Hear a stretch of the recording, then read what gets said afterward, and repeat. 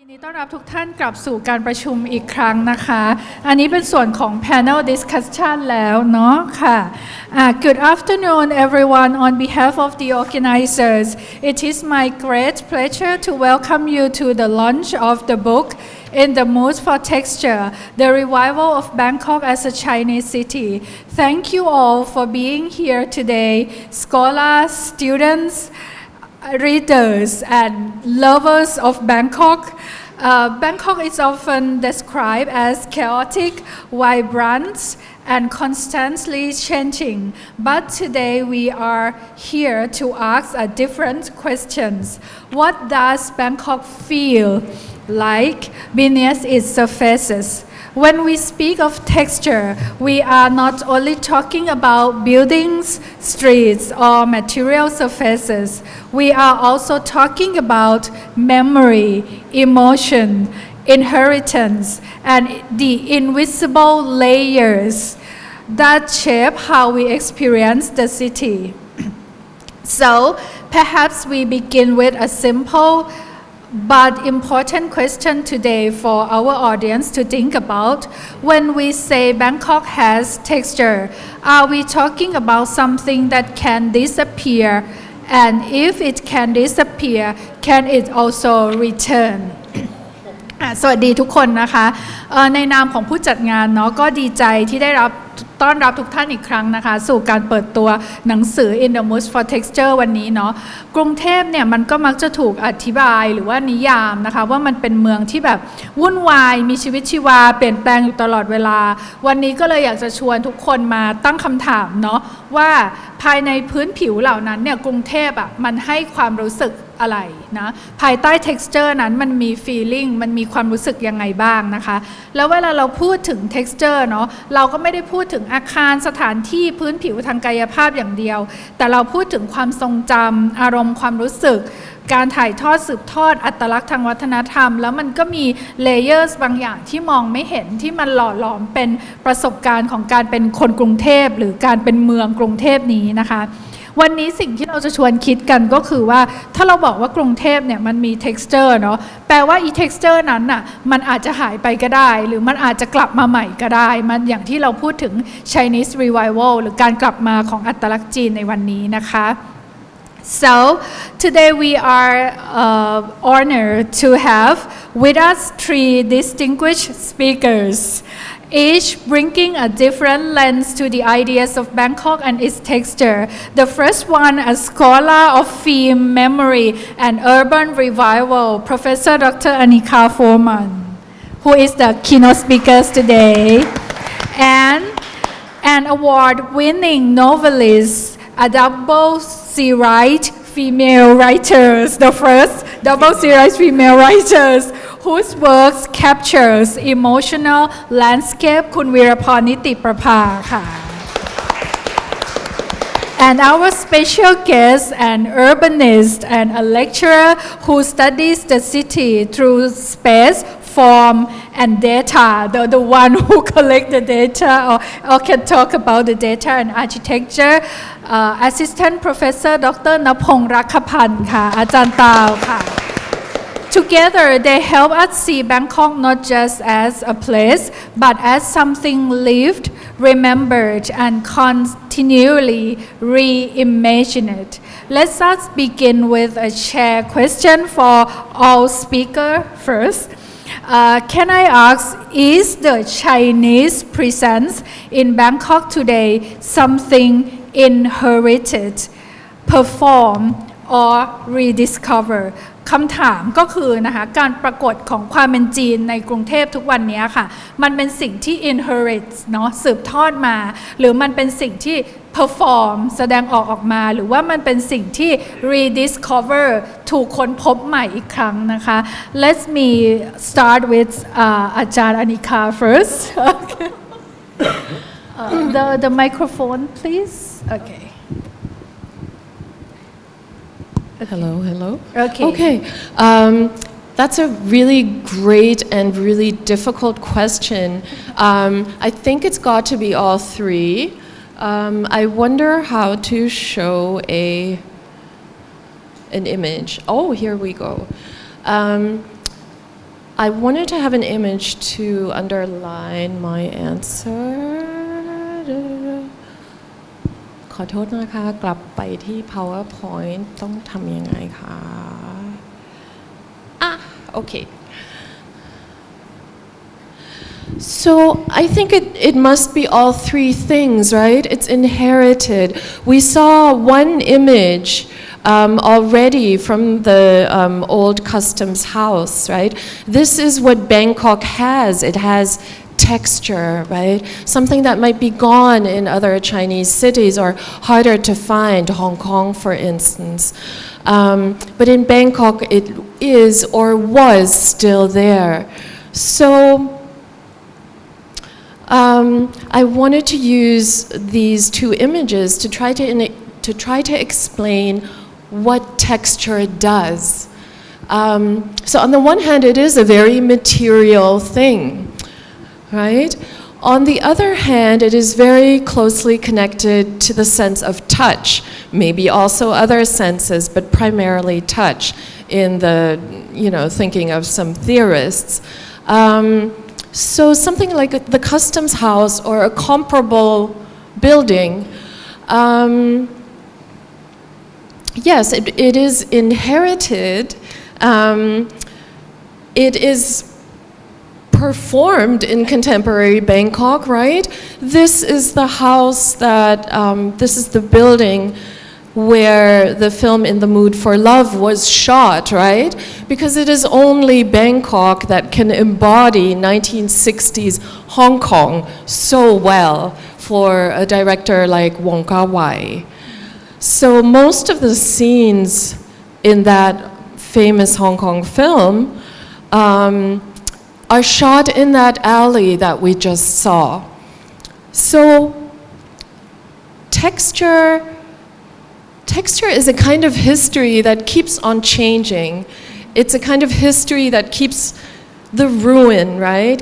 Is a thing that keeps on making history. It doesn't stay the same. So the customs house would index an 1880s colonial modernity that Siam was very much a part of. But then it becomes a 1960s kind of indexicality, right, in that famous film. Today, I don't know if you've recently seen the Customs House. Right now it's being made over to a degree, right? It's painted and it's all covered, but one side is open and it's painted in yellow. It's made over to an extent that I don't know how much of the texture can still come through. So it is performing something. Something is being rediscovered there. Unfortunately, it's being restored or revived into a very upscale hotel instead of making it into a, like a public building, publicly accessible kind of thing. Okay, thank you. Okay, thank you, Professor Arnika. So, in the perception of an urbanist, Ajahn Tao, is the Chinese presence in Bangkok today something inherent, performed, or rediscovered again? Yeah, that's a very difficult question. That sounds like definitely that could be a really good PhD qualifying exam question. But I'll try to do that within 3 to 4 minutes or so. First of all, I like to historicize, the question a little bit and try to situate, I guess, the transformation or the contemporary Chineseness within the past 20 years, which is the period that I have done my research as well. I think it all started with the incoming of the MRT, the construction of the MRT that changed or transformed the perception and accessibility of Yaowarat and Chinatown, and with that, MRT has offered an access to rediscovering, to performing, and to inheriting the Chinese identity that has never been done before. So I agree. I think it is a mix of inheritance, it's a mix of rediscovery, and it's definitely performance in the current age of social media as well. And examples abound. There are plenty of examples. Cafes that appropriate Chinese aesthetics.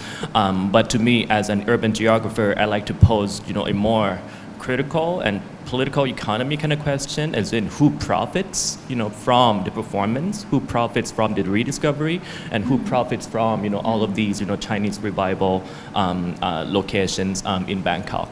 And that goes into, the whole question of gentrification that I try to avoid. But I'll save that discussion for later. It's definitely a mix, but I think we have to add sort of, agency, the kind of the questions around actors, right, of who discovers and for what purposes. Thank you, Ajahn Tao. And then Kun Veeraporn, the Chineseness in Thailand nowadays is perform or rediscover. Both, but I think, like อาจารย์ที่พูดเมื่อเช้าอาจารย์ กนกพร อาจารย์กนกพร said this morning that earlier that lots has been gone, like we cannot speak Chinese, we don't know much about the history, and also the culture too is only half, maybe less than half everything. So when Arnika said about inherit something like very, very small. Yeah, what's going on now is fashion. Yeah, so it's kind of like turn the building, an old building, into a very expensive hotel and department store. The Songwat, the whole road become alien, become something that with no root at all. Songwat is really something interesting. It's just too far away from the base. It's become something else, and they use only the building, and they kill the building too, like the up front and Yavarat, half of the Yavarat road, the food that's selling on the sidewalk, they from outsider. They're not Yavarat food. They become like, khanom pang, sankhaya, whatever. Or even Chinese food is a strange Chinese food with people from outside Yavarat that come in. It's not only gentrification, I think it's gentrification of the inside, of the mind more than that, yeah. Okay, thank you, Kun Veeraporn, Ajahn Tao, and Professor Arnika. So the Chineseness nowadays is like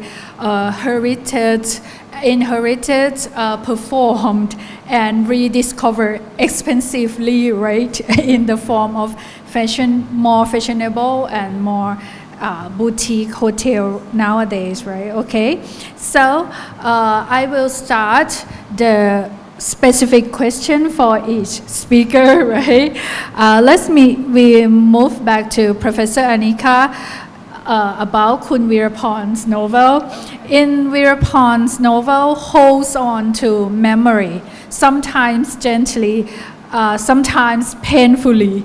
In your framework, is texture closer to preservation or transformation?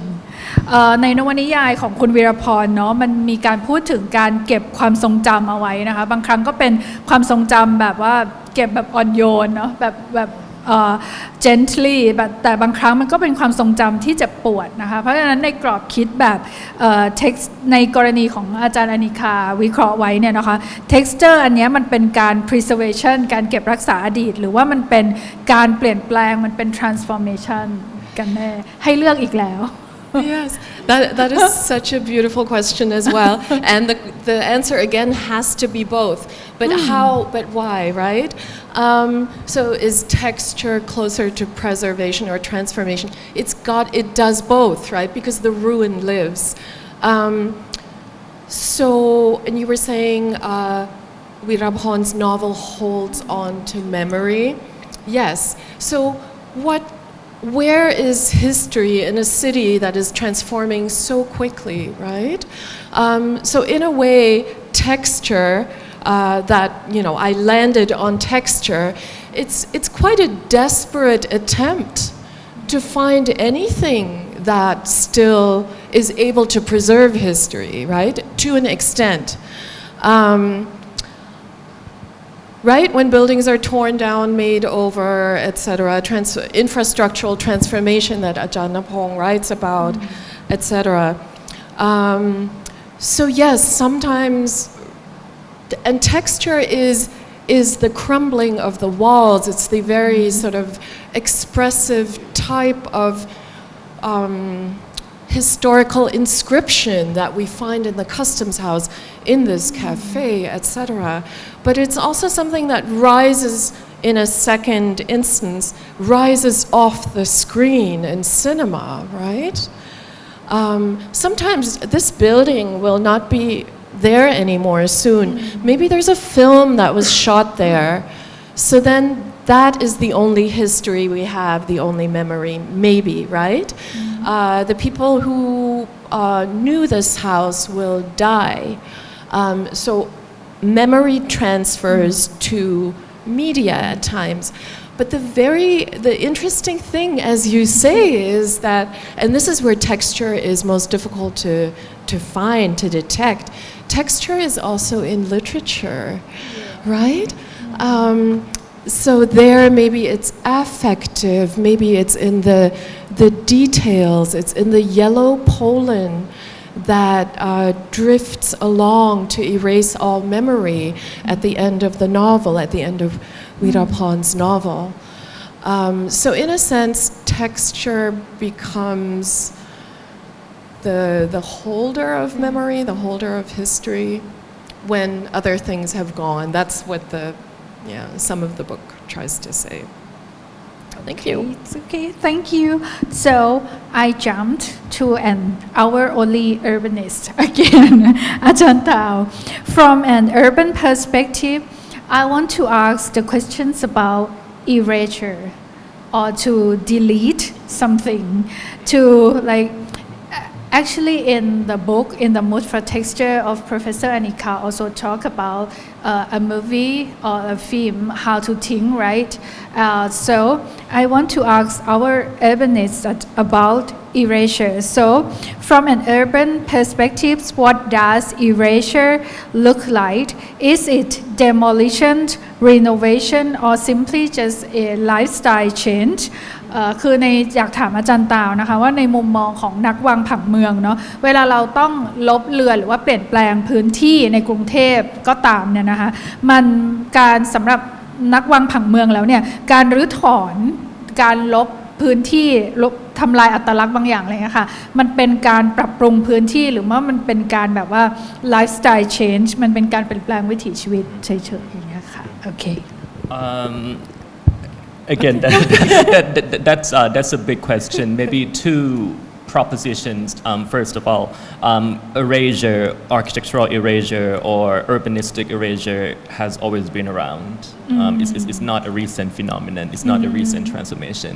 And secondly, erasure is never total, in the sense that rather than a total demolition, it's more about selective visibility, what you choose to keep, what you choose to leave behind, and what you choose to discard. And that, again, that is a deeply political question. So as you can see in the case of Talat Noi or Rajarunrung, erasure does never take a complete form. State actors too, they chose to preserve some things over the others, and as well as the cafe operators, right? They chose to memorize or memorialize certain things. For example, preservation tends to be a very visual thing. It's about the visual vocabulary, the pattern of age, the crumbling wall, but you don't preserve, for example, the smells of the past. I'm pretty sure it's pretty stinky, I'm pretty sure the past is pretty dirty or unhygienic. So in that sense, erasure is like a very active, process of decision making, and it's not always straightforward. Yeah. So what is the standard or how to choose which to preserve and which to discard? That's a really good question. And planners and architects, we try to be more conservative. Not conservative, but more selective over the years. In the past, conservation revolves around Buddhist temples, royal palaces, but these conservation discourses in Thailand have evolved quite a lot. Now we talked about things like vernacular typologies, like shop houses. So we start to recognize, the value of minor types and typologies more and more. But I feel like the legislations, for example, again, we're we're getting very technical, are more slow to catch up. For example, the act of พระราชบัญญัติโบราณสถาน the act of conservation in Thailand, for example, only recognizes certain things, right? But in the popular consciousness, right, the fact that we love these venues, speaks so much about our evolving sensibility of what is valuable and what is not valuable. So yeah, it is now we are living in a world where the popular consciousness is have gone beyond, I guess, the current legal room and governance. Yeah. Okay. Thank you. So I move to Kun Veeraporn's novel again. I am interested in the city or the town in Kun Veeraporn's novel.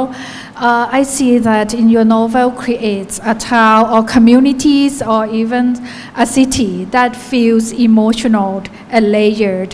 Do you think literature can preserve textures that physical space no longer holds นะคะก็คือเราจะเห็นว่าถ้าเราอ่านนวนิยายของคุณวีรพรเนาะมันก็จะมีชุมชนมีเมืองมีคอมมูนิตี้ที่สร้างขึ้นมาเนาะซึ่งไอ้คอมมูนิตี้เหล่านั้นเนี่ยมันมีทั้งอารมณ์มีความซับซ้อนของตัวละครอยู่ในนั้นนะคะก็เลยอยากจะถามว่าวรรณกรรมเนี่ยมันรักษา texture บางอย่างที่พื้นที่จริงๆอ่ะมันไม่สามารถเก็บรักษาไว้ได้หรือเปล่าในมุมของคุณวีรพรเนาะค่ะ on the emotional side though I think people don't remember exact details of the city or the house or anything rather than the true feeling that they felt at the time. And that is why I said that memory of the memory is not a memory, but it's a memory, sort of. Like how you felt at that day, at the certain day, at the certain light, at this certain kind of room that was there. Yeah. But then if you ask me this kind of question, the problem is I wasn't there too. I wasn't in the 1950s, or 1940s during the war or the post-war. But what I'm doing, when I work, I just sort of find a page on Facebook, which is called PP777, which has these old photographs, a lot, from everywhere, like normal people, common people, we send to this guy, and then he printed on he published it on Facebook, and then what we did, it's just like, you just blow it up and have a look at the road, is it cement or is it what, I don't know, I think it was like very, very like sand, that been pounded until it was dense, and then something like that. So that is also a memory, but is it the true memory? I cannot tell, though. Maybe I mistake and misinterpret from what's going on there. So I'm not talking about fake memory too, like my aunt, who is supposed to be the inspiration for Yai Si in the story, the storyteller. She's a good one. She always says something like in a magical way. Like the war, the sky is full of silver birds and something like that, block the sun, and the whole city was darkened by the Japanese plane. And I found out later when I work on the novel that it's only 25 planes. Cannot block the sun though. Something like that. But when I was young, it was just so, excited to hear things like that. So, but one thing that is certain is that she was excited, and maybe a bit of fear too during the time of the war that the Japanese flew over the city. Yeah. So the real space and the space you created in your novels, it comes from your imagination mixed with the history or mixed with the pictures I can find, mixed with the chat room that old people just gather around and talk, and they can be big liars too. It's just 70, 80 years old people in that เรือนไทย they have a chat room, and then I happened to find that chat room, and I went there and listened to what they're saying about the war and the post-war. And a lot of time, I found that they bullshit. They're just acting like I know I was there, but they're not there. But this thing is like I said, that's why it's memory of the memory. It's the storytelling memory. It's a memory that passed down from people verbally or like in the picture. Picture can lie too. Yes, when you blow up and you mistaken something just a little bit, but the feeling and the layouts, I think it was there. The layout of the shop house, how the shop house those day and shop house this day different because those days they're living upstairs, so the shop house is full of like การน้ำชา it's full of like sometimes Chinese series videos, something like that. It's more like living area, not like the shop house in the city, which is very clean, very presentable, something like that. so the memory and the feelings shapes the community and the reality and reality and the reality too, at least the reality of the feelings of the memory. Okay, so move back to Professor Arnika.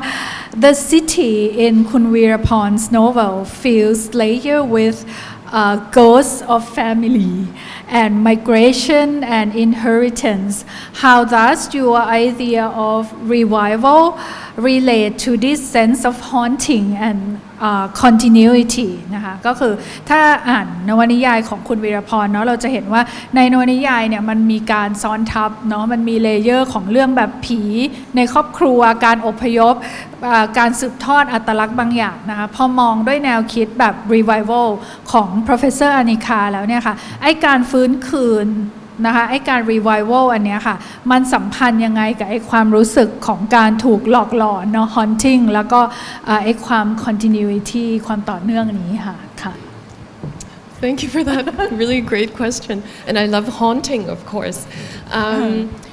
So I think the book works really hard to find out how something is carried forward, even when nothing seems to be left, such as in the renovation that this architect does in this. Okay, that's all that's left of her house. So I try to. I guess in the end, the book divides the hauntings of the revival into productive ones and less productive ones, right? The new hotel may be less productive. Some things are easy to dismiss or discard. Maggie choose, whatever, maybe it's haunting, its revival is a gimmick. But then the film of Veeraporn is different. A novel is much different, right? Because it can develop a really nuanced sense of haunting, of the way of showing the ways in which something lives on. But even with the commercial buildings,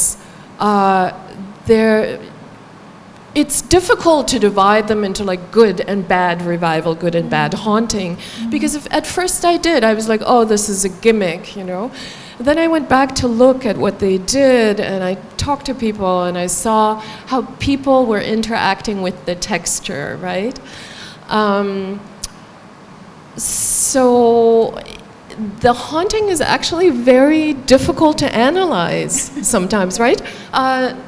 Ajahn Napong has asked us who are the agents, right, behind the revivals, but sometimes very on the, this long 1919, is it good or bad? Some of it is very like historically sensitive, but it was also very upscale commercial by the Wang Li family, right? It's also who can go there, who can shop there, right? So yeah, the haunting in buildings, writing, and film is very nuanced, I think, across the revival.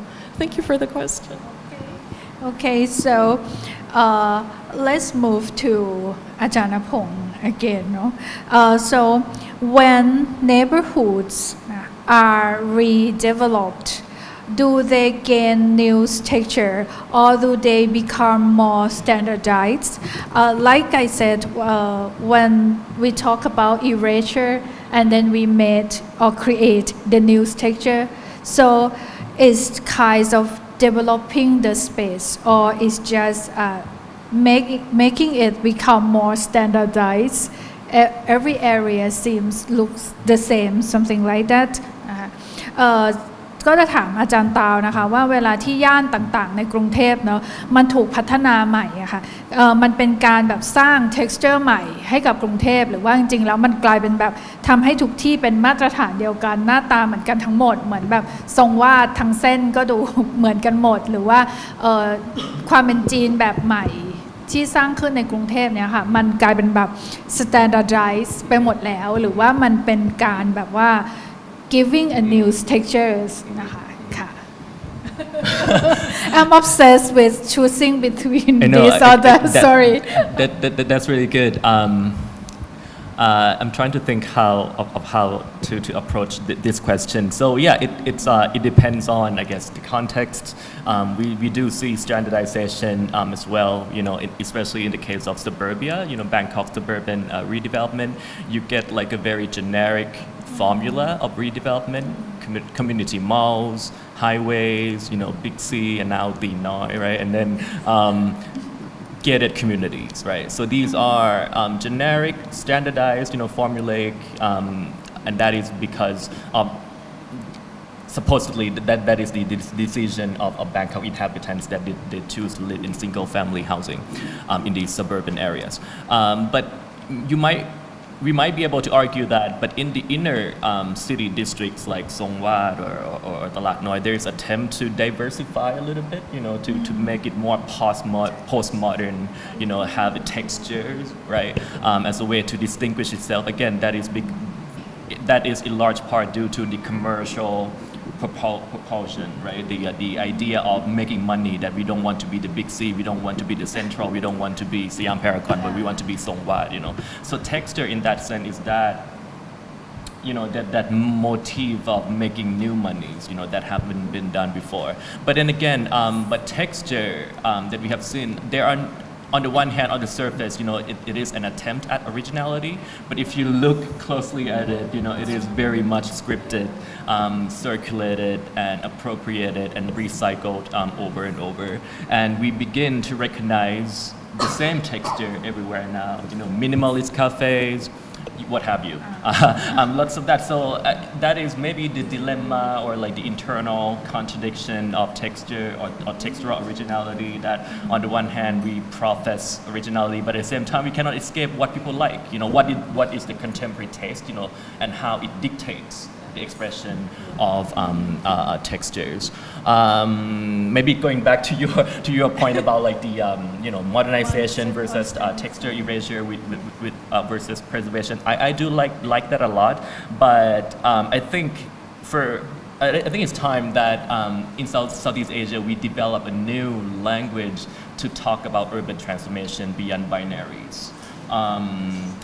We are products of the Renaissance, where we like to see things in categories, you know, black and white and all of that. But that is a good starting point. That is fabulous point of departure. You know, heuristic device, right, that allow us to put things in boxes and categories.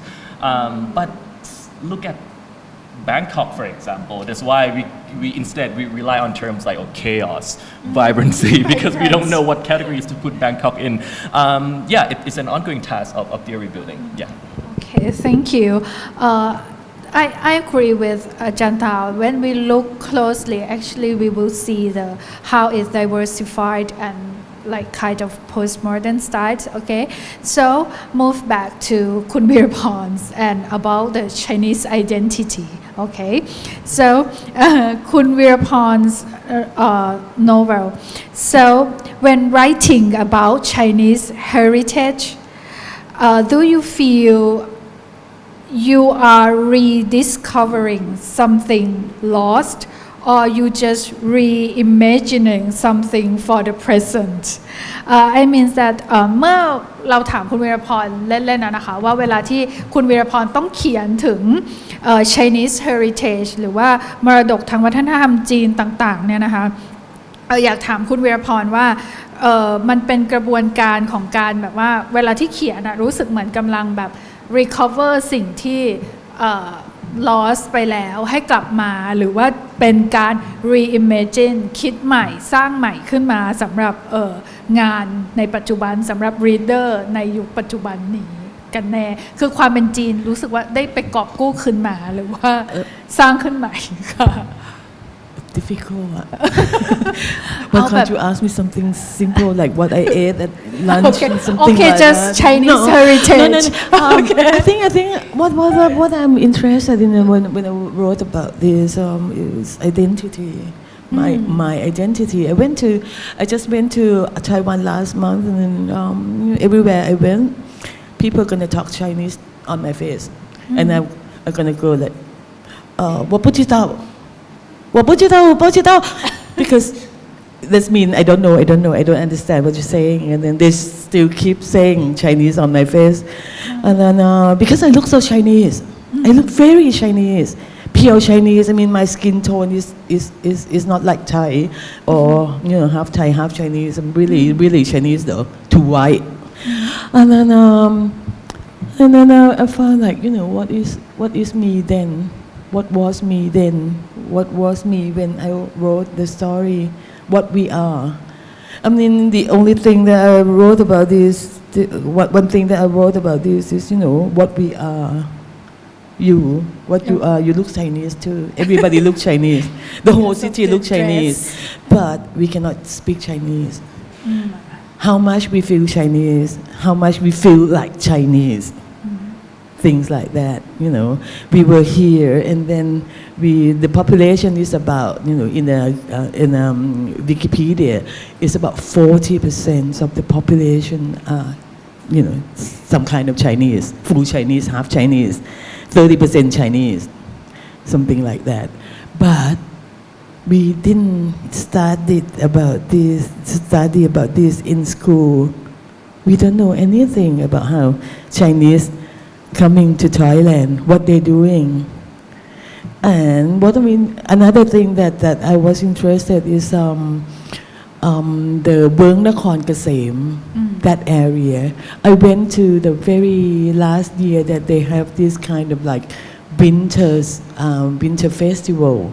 Winter festival is about around I think in China is about during the October or November, I'm not sure, but here in Thailand it's starting in December. And they have that kind of like sweet, very strange though, kind of like a kind of like boil flour and then floating in syrup. And that's it. Something that's very special and only have at that festival. And then I think, that is a small compound though. Veeraporn I think it's about 300 people there, 30 to 50 shops, house, and it's the quite close area. Veung means, like a certain space, it's not really, but it's close to the main road, very close to Chinatown too. But now the big Naitun, the CP, just buy the whole compounds, and all the culture there is all the way of life there. All they lived before, their habit, their language, which is something that very interesting though, because during the time I wrote the novel, I have to go to Chinatown to a very cheap restaurant, 100 years old, so cheap restaurant selling pottery. Yeah. And then listening to the old Chinese people talking to each other. Most of them talking in Thai, most of them using strange language. You know, they have their own grammar, Thai Chinese grammar.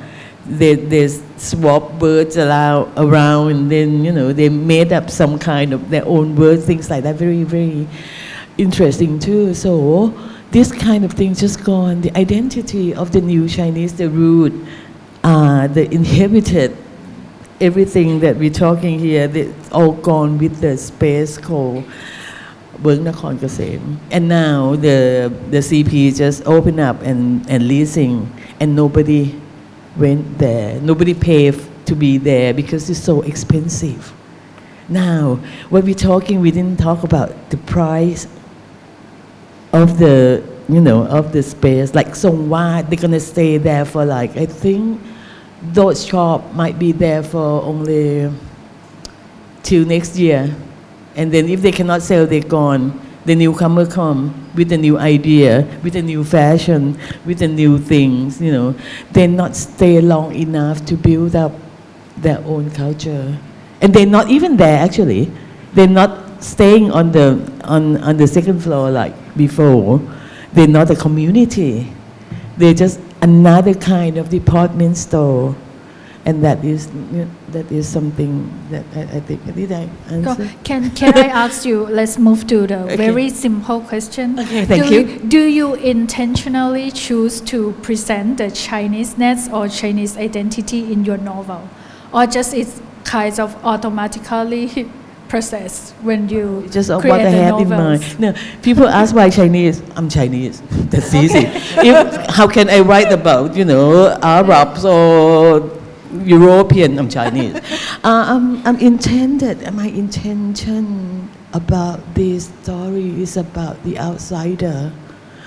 The outsider. The outsider, and that the family is just a part of the outsider. And you know, that I think easier for me to get to understand how the outsider felt. You know, my grandmother, what she said, and you know, and this and that, and the story that was around when I was young. Yeah, how we used to feel like a truly outsider, and no more now. Now everybody said, you know, I am Thai. Yeah. Like when I go to Taiwan, I'm Thai Gua. Taiwan, 我不知道. But in Thailand you are. And then 我不知道. Yeah. But in Thailand we all are Chinese descendants. Yes. So it's just, you know, quite confusing. I don't know, you know, I still cannot imagine how these feelings about identity gonna lead us to in the future, you know, after a while, you know, being Thai or being Chinese, or what is being Chinese and what is being Thai. Yeah. Okay. Thank you, Kun Veeraporn. So, I think we have the last 3 questions for each speakers, and then we move to the Q&A section before we have a Chinese snack party in the Thai kitchen area. Okay, so the first question goes to Professor Arnika. Is nostalgia helping Bangkok reconnect with its Chinese roots or making them into aesthetic objects? The nostalgia and the connecting with the Chinese roots. Okay. For you. It can variously do both things, but it's really interesting how a novel, right, such as Piman Veeraporn's, can teach us more about Chinese history than like a traditional display of Chinese Bangkok history at Wat Traimit can, right? So yes, I mean, if you're including in the aesthetic objects, films and books, don't they create like a new public sphere for the kind of Chineseness that is not determined only by language, patronym, right, a name, visibility, practices, etc., right? But it's, in a way, it's a broadening of what this Chineseness can be, I think. Okay. Yeah. And another question that I just decided to add more question to. When you speak of revival, is revival always positive thing, or can it sometimes just romanticizing the past? I think it looks terrible in some of the venues, right? We don't even know what they're doing. It's so bizarre, right? And then in others, it's like, maybe it's also a mashup of different styles. You go in, you're confused, right? You try some of the foods, you're like, really? What is this supposed to evoke, right? But it is a part of a new public sphere, right? A new consumptive practices that, as you say, we still have to find more of a language to describe without just saying, oh, it's great, or oh, you know, it's just a business gimmick. Yeah. Thank you. So move to the last question for Ajahn Tao. Just thinking about this question, like if we mapped Bangkok not by roads and the structure of the city, but we map it by memory or family history, would the city look different? Just imagine that if we use the memory and family history instead to plan the structure of the city, will it look different? Okay. That's definitely the question that I'm going to ask my colleagues and my students. I think it is a really good question. In a way, it is an invitation to rethink and reimagine urban planning, which has been very technocratic, standardized and scientific, and therefore masculinized in a way. We talk about straight lines, architecture, infrastructure, as if there's no affects and feelings and imaginations and the memories. So I'm very fortunate today to be surrounded by humanistic sort of representations. Yeah. So if the city is going to be mapped, through memory or through belonging, Bangkok would look drastically different, right? We will see more kinship geographies. I really enjoyed, the lecture by Ajahn Ganokporn earlier, and that is a really interesting way of using nostalgia to explore, not nostalgia to exploit, right? To marketize, or it's like an open-ended form of nostalgia. So if we are to bring in, more of that into urban planning or into how the city could be imagined, yeah, we would see more connections, I would say, less isolation or alienation, as you mentioned. You would know your neighbors more, you would know their kids, you would know their dogs and their cats and all of that, and they will come across you as more human beings who share the same space, as opposed to that's another tenant that I don't know about. And in fact, that used to be the way that our parents and grandparents, would have lived in the past. But unfortunately, the way that planning is practiced today, it is about dividing. We like to individualize people. We treat people as population, we treat people as numbers. So everything is reduced into zoning codes and planning permissions without Again, I'm not trying to romanticize, but it's a way to really reimagine urban planning. So thanks a lot for the question. Okay, I agree with Ajahn Tao, and I'm looking forward to see like the Bangkok with memory and more family history mapped Okay, so the last question for Kun Veeraporn, just a very simple question. If texture is about feeling ถ้า texture มันคือความรู้สึกเนาะ What emotions dominates Bangkok nowadays กรุงเทพเป็นอารมณ์แบบนั้น It's so simple. Simple Madness. sad or Madness. I think it's just the city that's full of everything, you see. When I was younger, when I was like very young, I mean, talking about Chinatown, there's no Thai there, only Chinese. It's very, what can I say, shouting part of the city. People just walk loud, talk loud, speak loud, everything is just low, you know, real Thai won't go there. And then upper class Chinese won't go there. Something like that. Yeah.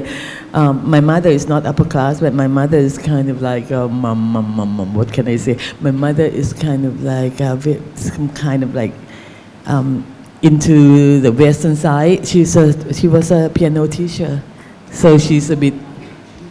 And she didn't want to go to Chinatown. Yeah, something like that, because it's just full of people that yelling all the time. And it's different. So the city now is just everywhere is, I think because we mix the Chinese too, everywhere so loud. The music so loud in the department store, the cinemas is too loud, people talk too loud. We have to have music everywhere in the restaurant, and you know, even in the BTS, something like that. It's very loud. I would say it's a city of madness. We just full of everything, flood in with everything, and then we lost our mind. I think. Do you agree? Okay. Maybe all of the audience have different opinions about the emotions of Bangkok nowadays. Now, thank you for all our three speakers, and it comes to the Q&A questions. We would like to invite the question from our audience. If you want to ask any of our speakers, you can raise your hand and then the microphones will go to you. Okay? Any questions will go from here. Okay, I will carry the microphone too. Anyone, any questions? Before we have Chinese snacks. And I have a kind of a gift from the director of the museum for anyone who asks the question. Wow, okay. Thank you.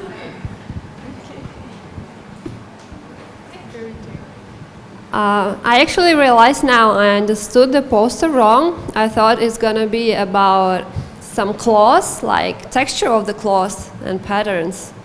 I wonder if, what does pattern has to do with the texture, in your opinion, like the visual? If the texture is feeling, you cannot exclude the visual part from the context anyway, right?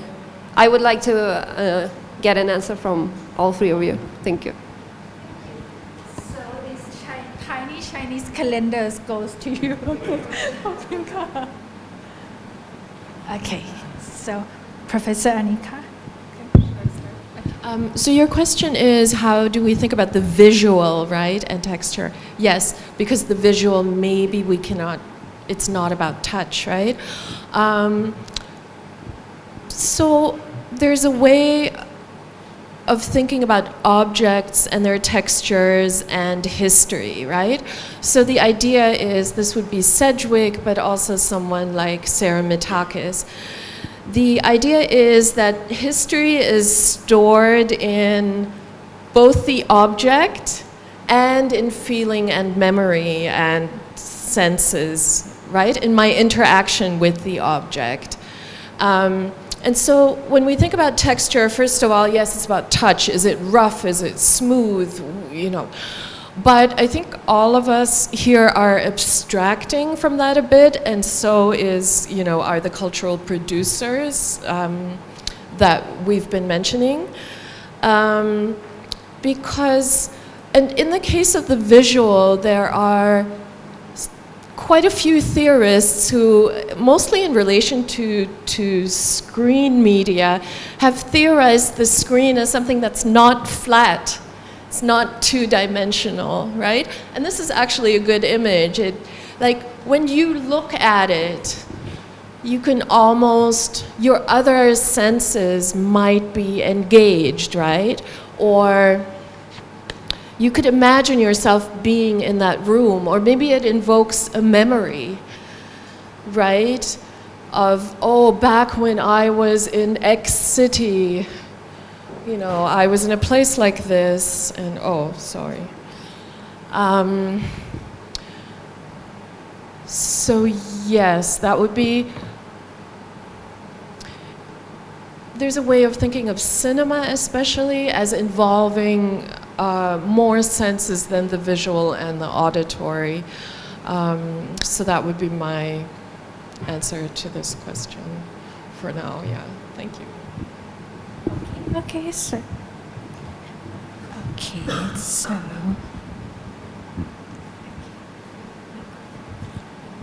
Thank you very much to everybody. It's been a really excellent afternoon. Arnika, in your book and today you use the notion of the colonial city. And in your book you talk about Hong Kong and Shanghai.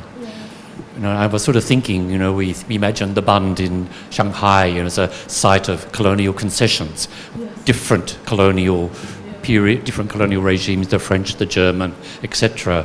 Hong Kong, of course, we imagine the British, you know, the long history of British there.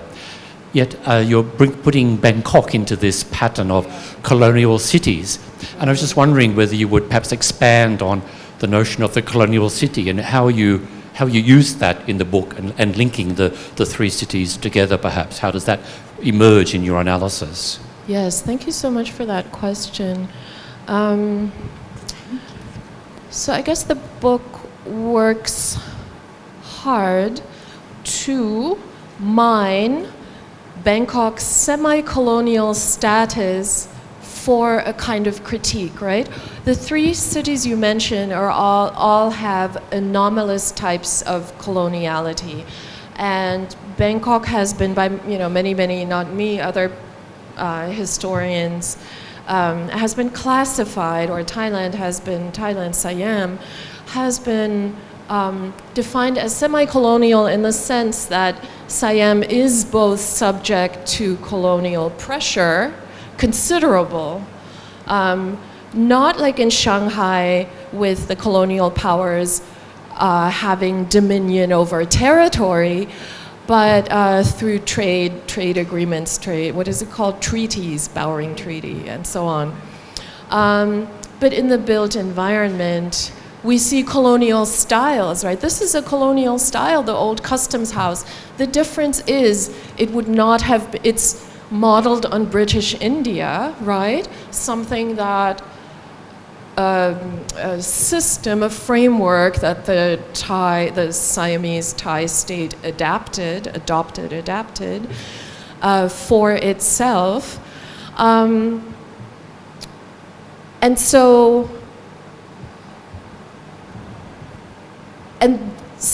so in the Chinese revival, these two things come together. The Chinese pasts are being revived in tandem with colonial aesthetics where they exist.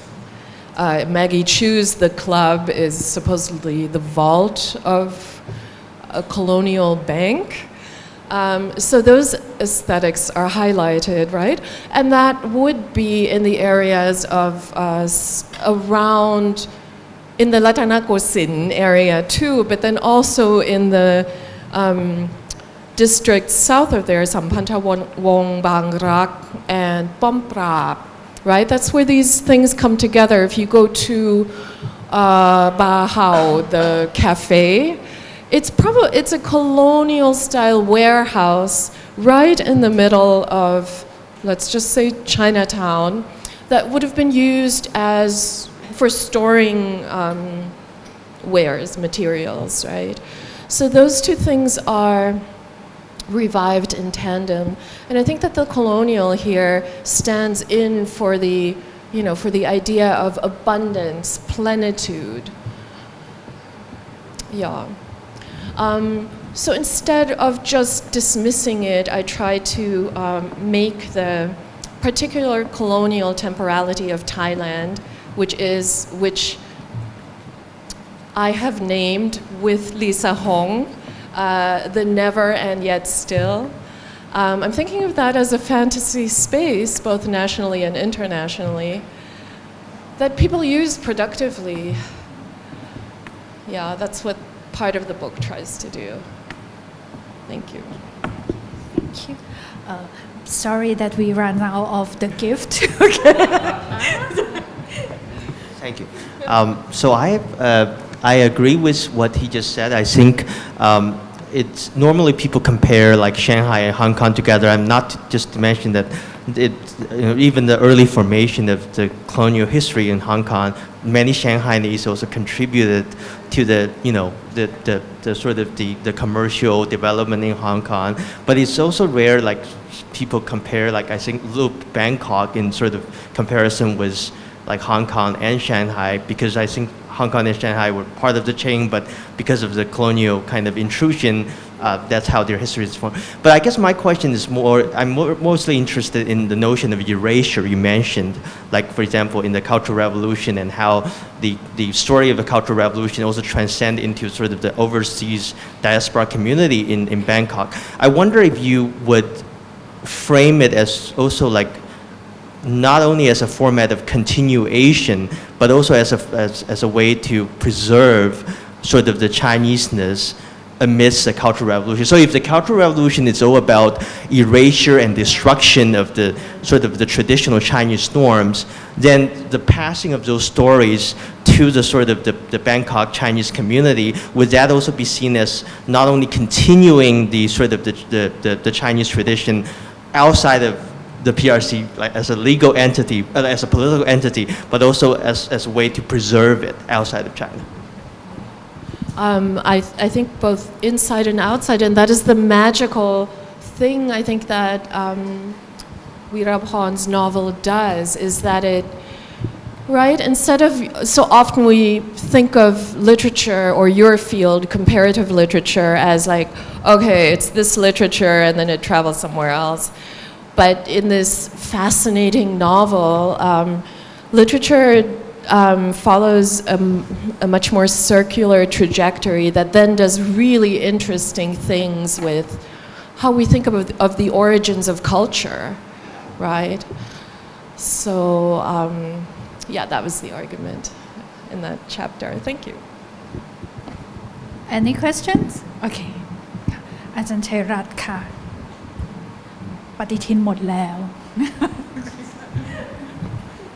ครับมีคำถามพี่แหม่มครับคือเวลาที่ศึกษานวนิยายของคุณวีรพรอันนึงที่นักวรรณกรรมจะทำก็คือว่าเอาไปเปรียบเทียบกับวรรณกรรมเกี่ยวกับคนไทยเชื้อสายจีนที่มีมาก่อนพี่แหม่มใช่ไหมครับคล้ายๆกับว่าแต่ก่อนมันจะเป็นเรื่องของการต่อสู้เพื่อให้ได้รับการยอมรับในสังคมไทยอะไรคล้ายๆอย่างนั้นคือทีนี้อยากรู้ว่าพี่แหม่มเหมือนจุดเริ่มต้นของงานเขียนนี้มันมาจากอันนั้นด้วยไหมคือความรู้สึกว่าเรื่องเล่าเกี่ยวกับจีนมันยังไม่พอที่จะเล่าหรืออะไรคล้ายๆอย่างนั้นนะครับ The strange thing that it's just like when we talk about fake memory and real memory, it's kind of like sometimes we tend to think that rich Chinese people, they were poor, they work hard, and then they just don't spend anything. They're eating porridge with